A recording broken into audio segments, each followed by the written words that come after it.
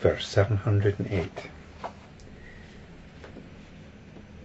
The mind is to be regarded as a reflected image, originating in the beginningless past. It is something of reality, but not reality itself. One should realize it truly as it is in itself.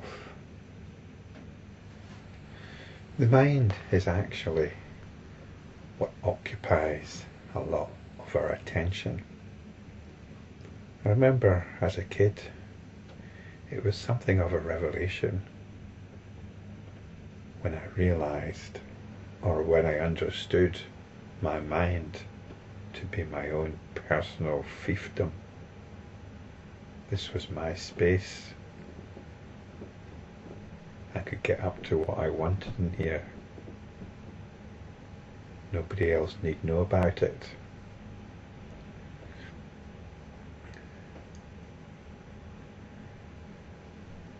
It was quite intoxicating in a certain way. But such thinking leads to the inviting in of all kinds of guests, many of whom will outstay their welcome by considerable numbers of years. And the mind can be our own worst enemy. The mind doesn't really work in our best interests much of the time. We've got quite a few of these unwelcome guests taking control, causing damage, and then leaving us to pick up the pieces afterwards. The mind fuels our moods, it fuels our sensibilities, and what this means in practice is it fuels certain feelings. It keeps us locked into a certain pattern of feelings. As enlightenment practitioners, we have an option. We have the option of stepping back from the mind. This takes practice. We step back from the mind into awareness. There's another word I'm going to use though, and I use it tentatively because I don't want to be creating some kind of mindset. But we have to use words, and we use them provisionally, and we use them in a way that is hopefully helpful. If it's not helpful, we could just drop them. The other word I want to use though for awareness is will. Awareness seems quite passive, and I've been using it much of the time, although I've been pointing out that nirvana, the bliss of nirvana, is something to be actively generated. So rather than just talking about awareness, I want to also talk about will. Will is intention. And in the Buddhist context, the intention is towards liberation, liberation from the mind. As enlightenment practitioners, this is the choice we've got: to indulge the mind or to be free from the mind, to be free to generate the bliss of nirvana.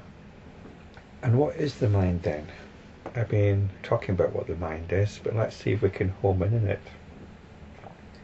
It says the mind is to be regarded as a reflected image originating in the beginningless past. As enlightenment practitioners, we don't have any truck with the past. So what's the significance of this sentence here? The mind is to be regarded as a reflected image. Now, a reflected image involves rays of light reflecting from a mirror. But here, instead of light, what we've got is the rays of the attention. If you can imagine mirrors set up in a certain way, and you can see your image receding into infinity. It's a bit like this. The attention is being reflected around, driven by our feelings, our moods, the pattern of our moods, the pattern of our sensibilities. This is what keeps the attention moving around, reflected. And I suppose the question that might be asked is, well, how did this begin? Well, it's not a question we need to answer or be bothered about, because we're dealing with the situation as it is. And so it's just dismissed here as belonging to the beginningless past.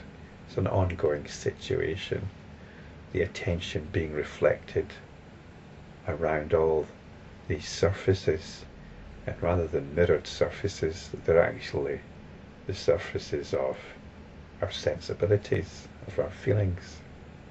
This is what drives the attention around. It's always moving around. This is what the mind is. The mind is like a hall of mirrors, but rather than a hall of mirrors, it's a hall of feelings.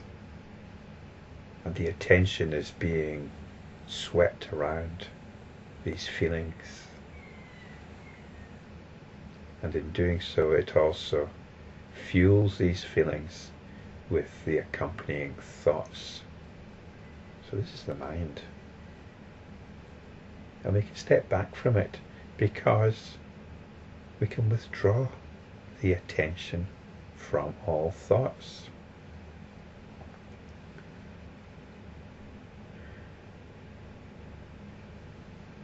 We can withdraw the attention from feelings and allow it to rest in itself.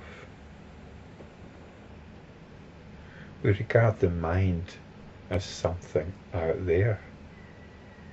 In fact, there's a video entitled The External Mind.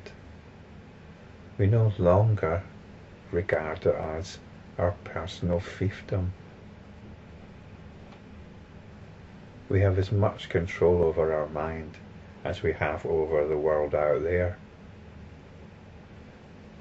And if we can't control it, then we let go of it, because we're not going to find happiness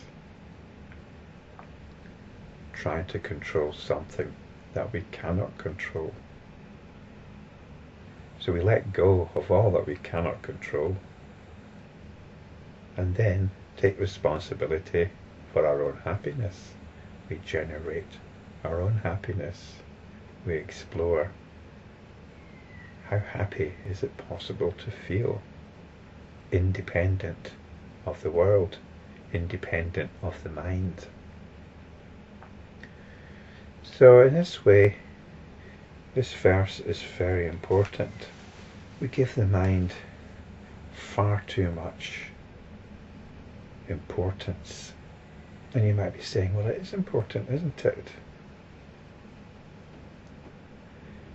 Well, it's important in the way that the world is important. It's important on a particular level of understanding. But it's a level that we are going beyond. We're going into awareness. We're going into will, the capital W. Awareness, will, is bigger than the mind. It's like getting caught up in your own reflection in the mirror. You become a narcissus.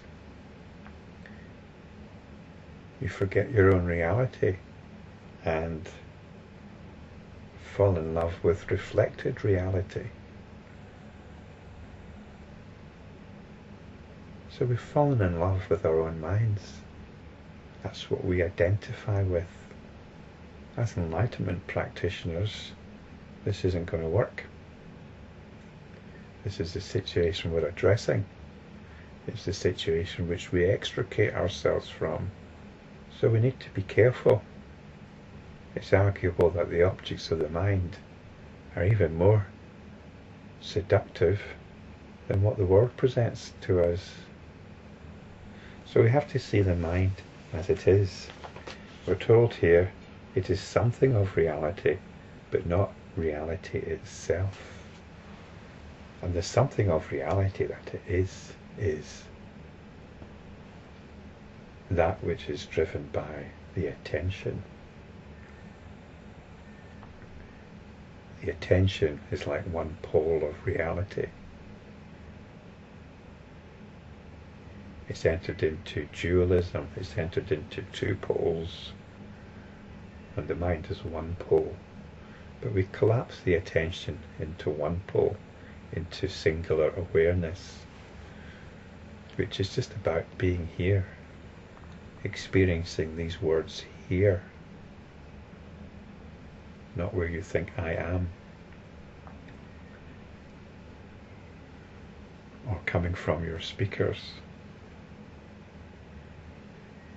The whole world is actually experienced in the same place that your mind is experienced. It's all happening right here. So bring the attention back here and realize its here-ness. And in this way we come back to non-dual reality, non-dual realization.